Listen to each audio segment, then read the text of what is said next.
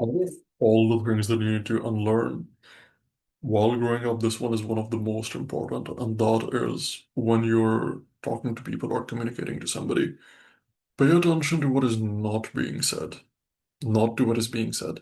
Like recalibrate the way you interact with people. We build habits we don't even question. And I think the way we communicate with people objectively is one of the most like stupid processes, right? You're just like randomly responding to words. That's what most of us do.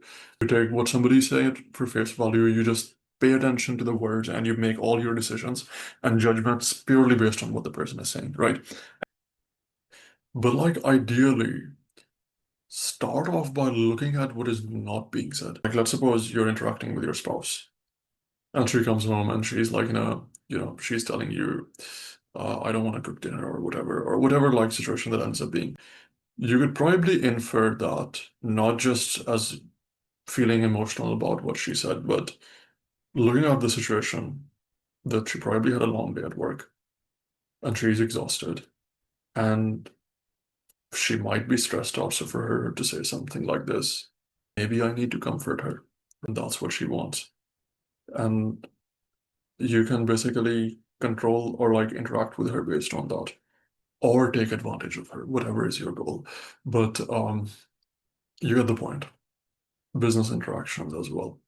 Um, let's suppose I ask somebody for a sale or for doing something for me. I can pretty much guess even before I say something on how it's gonna partially play out. Most people don't even think that. They just start reading the script instead of adapting it or understanding it.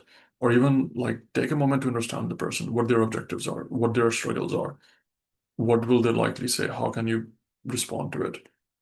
Most scenarios are like that. And this habit expresses itself in different ways.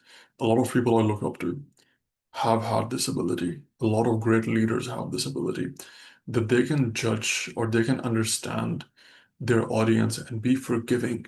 You know, when somebody's saying things they don't mean, or when they're acting strong when they're weak, or when they're like don't have anything productive to add, but they still keep on randomly doing stuff. Like you can judge where this person is at and then act accordingly.